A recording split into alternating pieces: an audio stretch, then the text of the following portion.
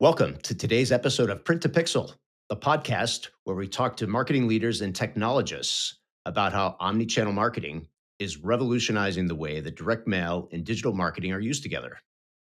My name is Dennis Kelly. I'm the CEO of Postalytics, the leading direct mail automation platform that makes direct mail marketing as easy as email. I'm excited today to welcome Mike Rizzo to the show. Mike is the Hey, founder everybody. of marketingops.com, a community led platform for marketing operations professionals. He's also the founder of Marketing Operation Pros, the number one community for marketing operations professionals, as well as the co host of OpsCast by ML Pros, a podcast for marketing operations professionals, and Mopsa Palooza, an in person event for the marketing ops community. Anyone who's been involved in the development and implementation of marketing technology is well aware of the explosive growth of the marketing operations profession. Mike has played a key part in that growth. I'm not sure that there's anyone out there who is more zeroed in on the development of this profession than Mike. I'm really looking forward to learning a lot today. Mike, it's great to see you again and welcome to Print to Pixel. Hey, thank you. Sorry for interjecting. I was so excited. I was like, "Hey, everybody, I'm ready. Let's go!" But what a great intro! I really appreciate the sort of overview. And yeah, it's exciting to be on your show. In general, when we first talked about doing this together, I was like, "Yeah, of course." And I think the problems you guys are solving are very, very interesting particularly to marketing ops, but definitely just in general for the MarTech landscape. So yeah, appreciate you having me on. Well, it's really amazing, Mike, how as marketing technology has exploded and every company now is invested in some sort of tech stack, and folks have been really um, uh, zeroing in on marketing operations as a profession. Uh, how you've really been able to identify that as an important trend, and so congrats on all the growth of the community. And the audience is going to learn, if they don't know already, about all of the tremendous resources that you've pulled together for this community. So congrats on all the success. Thank you. I really appreciate it. Yeah, it's I don't want to pretend like what we're doing is necessarily, I think it's a sum of excuse me, it's a sum of the parts, right? Everything was happening for a reason in the ecosystem. And as I'm sure we'll cover, just sort of about the community in general, the shift we're seeing and the focus on the category, the vocation of marketing operations is really just a sign of the tipping point of where we're at in the sort of landscape of go to market technology in general. So, but yeah, I appreciate it. It's been an absolute labor of love. And yeah, I couldn't be happier with the outcome of where things are going. We're headed next. Awesome. Well, let's take a step back and talk about the journey a little bit. Um, uh, I'd love to explore some of the things that happened in your career that really got you to kind of take the bull by the horns and establish this community and all of the um, energy and passion that you bring to this. Uh, you know, 10 years ago, there weren't many people at all who had ever heard of a marketing operations title, Mhm. and now it's this indispensable part of the way that modern marketing is done. And so walk us through kind of those influences and what inspired you really to go on this journey. For sure. Yeah. Boy, I couldn't have couldn't have said that better. uh, it is such an indispensable role today, and if we could just like bookmark that for any listener out there, please consider as you go to market today that you need someone to own your market tech stack as a product manager. But get off that soapbox for a moment and just talk about the sort of background of what got me here. You know, I don't think it's all that interesting of a story anymore. Maybe because I'm just, it's just my story, and I'm sort of a use case or case study of one. But at the end of the day, I have known that I've wanted to be in marketing of some sort since I was quite young. As a matter of fact, I was probably I don't know, 8 years old. I told the story at Mopsa Palooza this year, and I'll give you the brief version. The brief version is I was on the front lawn of my great grandfather's home, had an idea for a commercial for Pepsi. And at the time, the video game was the most popular video game was James Bond's 007 GoldenEye. And I just envisioned this GoldenEye moment where he's shooting the Pepsi can, and it's like it's his classic move, and the Pepsi pours into this cup of ice. And I thought, gosh, that's so cool. I want to be in marketing. And I think it's kind of fun to think about this offline sort of experience that I was thinking about even so young. Um, but what I found out is that I wasn't necessarily that kind of a creative marketer in that regard. I have ideas, but I probably struggle to bring some of those to life. That's probably the most creative I've ever been. Um, So less as Mad Men. I less Mad Men, yeah, a little less Mad Men. And what's funny is I went to school for marketing. I went to business school at Cal State Fullerton. Um, Took a job early and extended or delayed my graduation date in ad tech. So I got my start in ad tech actually, and I learned a lot about just the broad landscape of how to deliver ads, track individual sort of buyer behavior and intent. And so I was working for this company, Specific Media, back in the day, and I was an ad trafficker, which meant that I was learning how to manipulate HTML to put display ads on our network. And eventually went into a little bit of account management and decided that having learned HTML and realizing that it really wasn't all that scary, I might go try to figure out how to build websites and still touch on that sort of creative aspect of me, right? Like, how do I go build a website? How do I do emails? Which rapidly sort of put me down the path of marketing technology, as you might imagine. So this was, 2014, 2015 ish. Martech as a channel was really in its infancy, right? The landscape certainly wasn't as large as it was today. And eventually I was offered an opportunity to go, quote unquote, figure out how to send a newsletter, which I think is a commonality for people in this field. And if you just sort of fast track through that journey, I was doing migrations, setting up new Martech tools like Pardot and Eloqua, or not, excuse me, Pardot and Acton. Eventually took a role where I was implementing HubSpot, doing field marketing and demand gen. And I just really, the origin story is that I fell in love with the capabilities of these tools, and I was able to observe sort of the landscape of, well, what does it take to build a go to market team, right?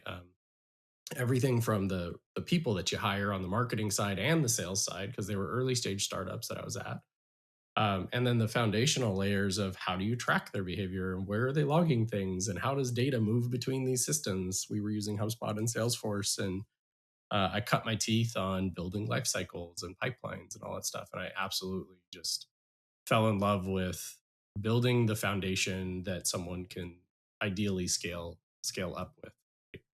So yeah, that's the sort of quick background of like how I Yeah. got into the field and how Yeah, I yeah. felt that Well, Martech wasn't so scary. and it makes perfect sense that, as you said, you fell in love, right? And Yeah. and I think in order for somebody to do the things you've done, you really do have to have that type of passion. So let's keep going. It's 2017, Yep. and you decide to start a Slack channel for marketing Yep. operations folks. Uh, and that was really the beginning of this part of your journey. So, It was. give us a sense of some of the challenges that you were facing in creating this professional community from nothing, from scratch. And so I mean, it must have been daunting. So help us understand kind of how you work through that, and and then what was the moment where you were like, okay, this is starting to make some sense. This is starting to click. I can see this thing starting to scale. So walk us through some of those Sure. things. Sure. Yeah, absolutely. Look, the origin story of the Slack channel is sort of twofold. One is Slack was pretty new on the scene back then, right? We were using things like HipChat and gosh, I'm thinking of the other one, blanking at the moment. But internally, our team at the company was previously known as MavenLink, now known as Cantata. We were using different tools. We were exploring the notion of switching over to Slack, and I was like, oh gosh, like there's a you can use this for free, you know. And I was very selfishly just seeking help, right? Like I could not talk to a single person at my organization that really understood the challenges that I was tackling. Um, we have to remember in 2017, the sort of inbound movement was really picking up steam. Certainly Marketo was a strong player by now. Eloqua had been around. Martech was not new, but the adoption of how to implement it and manage these tools was still stuff people were effectively stumbling and fumbling their way through, right? And we were Googling to our heart's content, relying on help docs provided by the actual service providers, and not getting real answers on how others are maximizing, the capabilities. I mean, heck, even advocacy wasn't around yet, right? So it's not like we knew who the champions were, maybe unless you came up on Marketo's side where they had a champions program. But that was still pretty young. And so the channel was started very intentionally for me to just stay connected with people that I met at conferences like Dreamforce and Inbound. And I wrote a Medium post about it, and eventually, and people started to find it, and there was just a very clear transition. So when you ask about when do we sort of see, or when did I see that there was something there, I would say it was actually 2 years later in 2019. All of a sudden, it seemed like the appetite for community and a space to learn was increased, and my blog post on Medium was ranking fairly well, I guess, because I was getting a set of repeat. Hey, can I come join this community? And so it was 2019.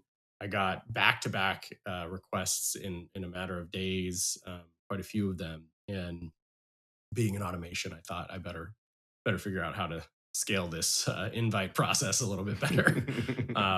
And so I did. And in that moment, I wrote a post about the community being a tech agnostic environment for practitioners to come and talk shop. And I didn't know any of the players in the space at the time, any of the thought leaders, some of whom are Sarah McNamara and Daryl Alfonso, a number of others. And Sarah picked it up and shared it with the audience that she has. And from then on, really, kudos to Sarah for giving us a little nudge there, for sure. But the rest of the value started to snowball. We had about 110 new people a month joining in 2019, and this is a free environment to come hang out in at the time. And I went, well, shoot. I hope this isn't a boring place for all of you. Let's figure out how to make sure that, it's not just a dead channel where nobody gets any value out of this. Mind you, by the time this is happening, I had left Maven Link and come back. And as the growth of my community was happening, I was actually asked to come back to go build their first customer advisory board and community. Ah, So I had now sort of like come full circle, having left, done a bunch of other marketing work at agencies and you name it, and been asked to come back and help architect their first customer community. So I was community minded. I was like, well, I certainly don't want this community of practice to fail, nor do I want our launch of our first customer community at Mavenlink to fail. So I'm going to figure out what works where, and that was sort of the catalyst for what everything became. You know, if I could give the secret sauce, it's ask your community what they want. It's as simple as that. Like, Ask and what do ye they shall want to? receive. Yeah, it's like, okay, let's figure it out. If this is for them, right? It's not for. Right. So none of this was planned. Is the other key message I like to make sure people are aware of. Like, I had no intention of becoming marketingops.com or building a business out of this. It was just it grew organic. So Well, yeah, labor of love. labor of love and almost seems like karma in that your day job gave you such exposure to the underpinnings of marketing operations. And then, oh, by the way, how to build a community, right? Yeah, So yeah, that's pretty incredible that you were able to pull those experiences together uh, back to back, which I'm sure yeah. really informed a lot of what you've Oh, done. it definitely did. I went deep in community and just understanding programs and what how to maybe architect a community and what makes different communities really shine. Um, believe it or not, launching, building, maintaining, and really growing a community is very similar to marketing operations. There's a lot that goes into the architecture of how you think about activating space. Because most of it is about the architecture first and the framework, and then the rest is the execution. And I think I would argue that in marketing in general, the same is true, right? If you set out a plan and you think about the architecture of how you want, begin with the end in mind, basically. Um, how do you want your campaigns to execute and be measured, and who are you targeting, and all of those things? Then it's about execution after that. It's really, a very, very similar space. It's just, yeah, to your earlier comments, you do have to love it. Yeah, So, yeah. for sure, for sure. And so now today you're in a much different place, and you've established this community. And the last couple of years, you've added Mopsa Palooza, which is a live event. Yep. Um, I know you had one just a few weeks ago. Your most recent. Is this your second or third? This is our second one. Yeah. Yep. Second We're one. in our second iteration. And tell us about some of the highlights. What happens at Mopsapalooza? What happened recently? And give our audience a sense of what this is all about. Yeah, yeah. No, I appreciate it. Mopsa Palooza was, I guess, to sort of echo what I was saying, ask your community what they want, and you can build for them. When we talk about, there was the sort of hot phrase, what, like 3 years ago, was community led. Um, we really mean it when we say community led. So Mopsa Palooza was born out of the desire for our community to come together. And in large part, that was due to the acquisition of Marketo. Uh, Adobe acquired Marketo. A lot of the programs that were there to give the most passionate, advanced customers of Marketo the space to share their knowledge, those dwindled quite significantly underneath the sort of rather large umbrella of technology that Adobe offers during Adobe Summit. So many of those folks came to me and said, can you potentially host an event? Um, Virtual or otherwise. And I said, well, certainly can try, but of course it will be agnostic, right? It won't be just about Marketo. It's going to have to be about marketing operations broadly. And so that was really the catalyst for why we decided to push for Mopsa Palooza. It really did start with that request and a couple of smaller events first. So we really experimented with this idea of what is it like to bring people together in a more educational community led manner. We used to call those summer camps. I can't say that those will go away forever. I hope to revive them again, but they were 2.5 day experiences, and people left feeling um, almost like a glorified therapy session. I mean, that was literally the words that they came out of their mouths when Wow. they described how it went for them. Um, and it felt good for them to be seen and be heard, et cetera. And what we were worried about with Mopsa Palooza was, does that break when you go from 50 people in a room for 2.5 days to 350, or this year 437 people in a room? Does that feeling of connectivity and being seen and heard start to dwindle? And what we found was it didn't. And the magic of Mopsapalooza is that it is community. There is no stage time that we sell to any sponsors. So you don't get pitched about products and services constantly, barring maybe a couple of bad actors that decided to try to slide it in, right? In general, you're going to a conference to go learn from your peers. And the other magical thing is that I know, when I walk up to another person in the hall, they already know what I do for a living. I don't have to guess at if they're going to sell me something or understand any of the words that come out of my mouth. It is just instant, brain mushy, fun, nerdy talk, right? And that's sort of the all out experience of what happens at Mopsa. I'm very, very pleased with where things are now. Well, that's great. Have observed that the more nerdy a community is, the more passionate they are about the things that they're that bind the community together. And Yep. they will dive deep and deeper and deeper and enjoy every moment of it as they do. So it sounds like quite an Yep. experience at 100%. Mopsapalooza.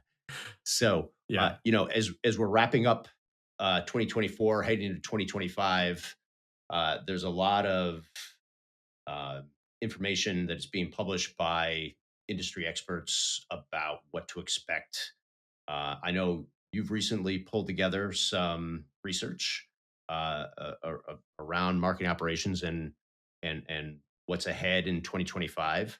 Why don't you give the audience here some highlights of the research and the findings and then where they can find it? Yeah. Yeah. Absolutely. No, thank you. So we produce a sort of a cornerstone research piece. The very first year that we produced it, we actually did a partnership, or rather, it was sponsored by HubSpot, which we just, we can't thank them enough for helping us get this off the ground. And in years following, we've had additional sort of sponsors continue to add a little bit of their flavor to the mix by introducing some new questions for everybody to learn each year, from the insights that they're looking to understand from the industry as well. So we really enjoy working with these partners in a very community led manner. We tend to see about 600 or so responses on the survey, which I've come to learn is actually quite substantial Yes. for an organization to be able to do that. So kudos to all of you who are participating. We stand out among the actual best in the industry for this data. And what we're seeing now, thankfully, we're in, I think, our fourth iteration of this. We're able to look at trends over time, and really the purpose of the research is it's kind of twofold, but they sort of feel similar to one another. I like to say that it's meant to educate the market sort of top and tail. And so if you are, an aspiring or current marketing operations professional, you're going to download the State of the MoPro research to go understand how are my peers being measured? What are the key performance indicators? Who are they reporting to? What does their salary bands look like? Even down to the slice of by, industry or company size. So do I feel like I'm getting what I, potentially should be earning for my earning potential? Where are my peers looking to go next? Are they looking to build teams or are they looking to go independent? So really answering questions about how the marketing operations professional is sort of being measured and developed in their career. But as you think about that from the brand or the executive's lens, it's also a very key piece of research for you to understand. the passion and how these folks are being measured and the strategic value to the organization that these professionals can offer you. And so you can definitely consume the research to have a better sense of just what's going on. To give you some concrete numbers, we see now that about 67% of our marketing ops professionals are reporting into a leadership title, which is really exciting. So we're starting to see more and more executive direct reports, right, to the executive branch, often in marketing. And that alignment between the executive leadership and your marketing operations professional is a very clear signal to us that strategic value is being discovered in the people that understand how the heck all this go to market stuff works and how it's being measured. So we're pretty excited about that. And in general, the sort of like overall feeling, the sentiment of do I have a seat at the strategic table, the proverbial table, quote unquote. We've seen about 37% of our respondents feel that they actually have a seat at that table now, which is really exciting. We're passing that 1/3 mark. More to come for sure. Um, but they're also involved. These marketing operations professionals, about 60% of them are involved in strategic planning and budgeting. So how do you think about your entering your new markets and executing all of the go-to-market landscape? um, that tends to increase as seniority and tenure goes up, right? So as you're climbing your sort of career ladder, the trust in your ability to be able to influence strategic budget alignment and go to market is increasing too. So overall, it's just been like the signs in our research this year are that this role is really moving from what used to be sort of an order taker, for lack of a better term. They used to really feel like they were punching keys instead of pulling levers. We're feeling like they're headed more the direction of I can make a very strategic impact and be a part of the discussion much earlier than too late, which unfortunately is sort of the common problem, right? Hey, Right. surprise, we bought a new tool. You should go turn this thing on. And you're sitting there going, what? How do I do that? Exactly. Like, I Yeah. don't have time for this. So yeah, it's a wonderful piece of research. And for those that want to download it, you can visit marketingops.com. You should be able to access it right there from our homepage. And yeah, dive in. Oh gosh, I think it's like 80 pages. Let me see. Yep, 80 plus pages is what it is. So Amazing. lots of stuff to chew on. Very cool. Um, all right. Well, since the title of this podcast is Print to Pixel, Yeah. let's talk about omni-channel marketing for a minute. I know omni-channel marketing is a kind of critical component of marketing operations. Oh yeah. We have a particular point of view at Postalytics that direct mail marketing should be living side by side uh, in the marketing tech stack, along with email and other digital marketing channels. And to that point, we've built a number of custom integrations with HubSpot and Salesforce and Marketo and ActiveCampaign and others to help facilitate, that presence inside the tech stack. Um, so, we at Postlight can go on all day, but from a marketing operations professional perspective, what are some of the challenges that you see in terms of integrating offline marketing with channels that are living natively inside of the tech stack? Ooh, such a good question. I mean, it is I think thanks to organizations like yours getting easier to track this stuff or at least build systems that are sort of supportive of the idea that hey, there's when you're looking at a omni-channel sort of go to market plan, which by the way you almost have to today, right? Right. Like for those of you listening, your marketing operations professional is absolutely there to go try to understand the go to market omni channel sort of observance of data and how that all funnels in. But there's plenty of research to go look at on how, when sales is just by itself or marketing is just by itself, how they can't really, it doesn't work as well. And when you're doing not everything, when you're doing multiple touch points, everything gets better. So I think, just to go back to, some of the challenges that we're seeing, I think the tying what's happening in this offline space, where we're acutely aware now, I think, as we matured in our, okay, technology doesn't solve all of our problems. It's not as easy as we thought it was going to be. We really do need experts to think about the strategy of everything go to market.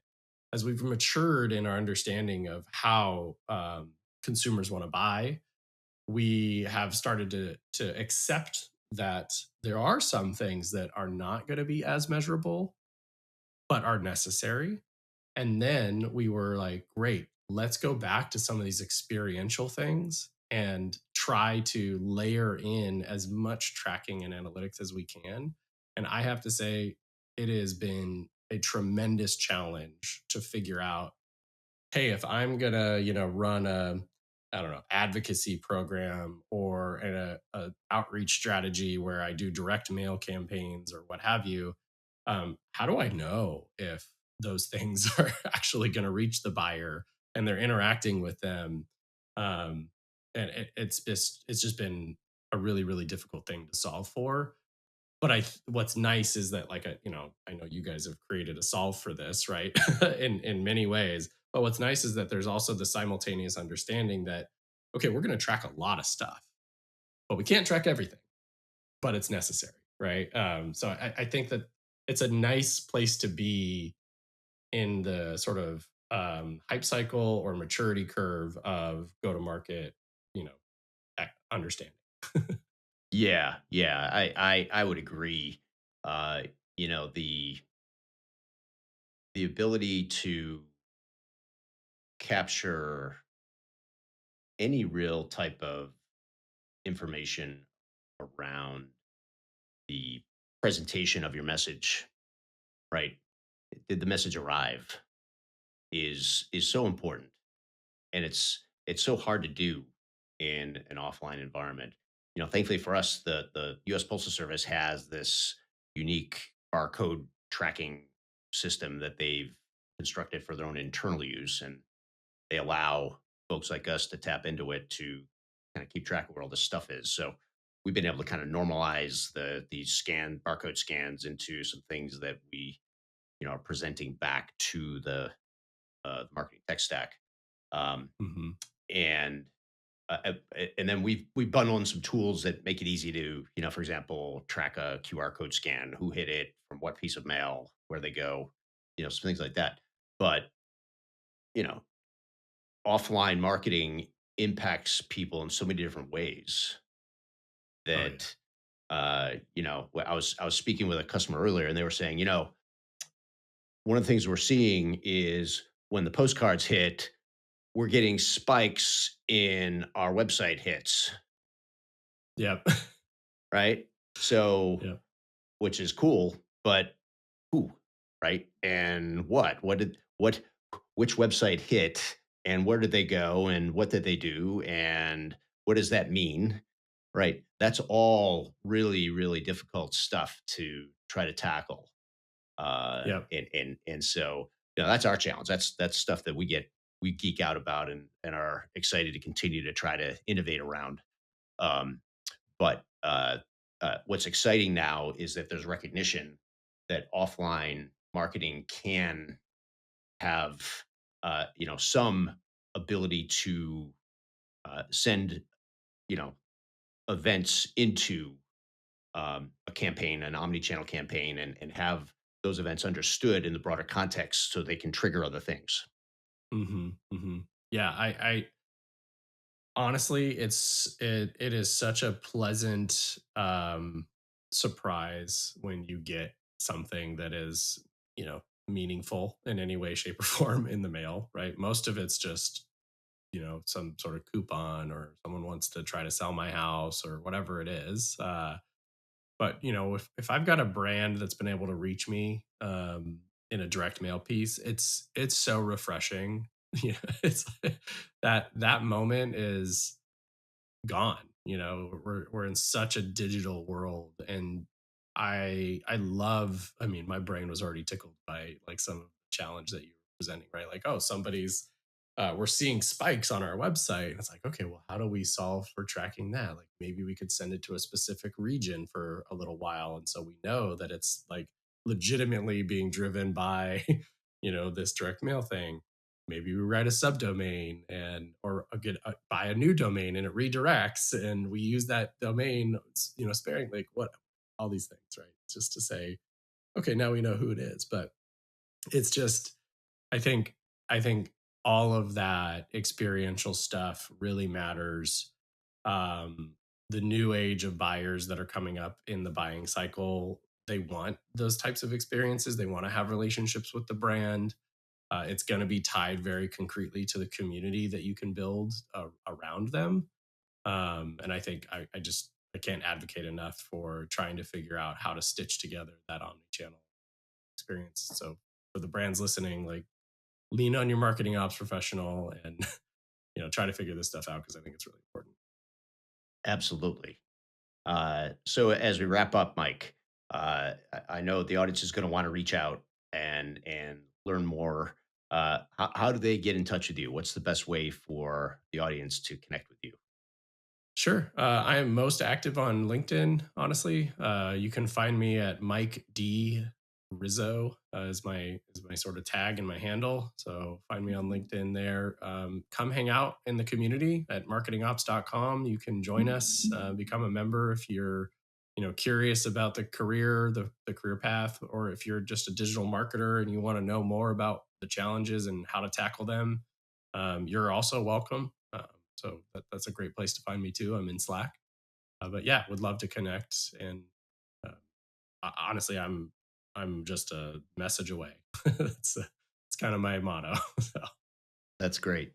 Well, Mike, it's always been a pleasure to speak with you, and today's no exception. We're recording this on the day before Thanksgiving, and so yep. with that context, I want to thank you from everyone at Postalytics, everyone in the marketing ops and the marketing tech communities for what you're bringing to this little corner of our world. The excuse me, what you've created is a movement and a place for the development of such a key, important part of the success of marketing technology. And so, congratulations. You've really helped to create an environment where a lot of us can thrive. So, appreciate everything that you've done. Thank you very much. Well, thank you. I appreciate it, and thanks again for having me on. I'm super pleased that we got to meet and talk shop. And please let me know how I can best help you and everybody else. Great. Thanks again, Mike.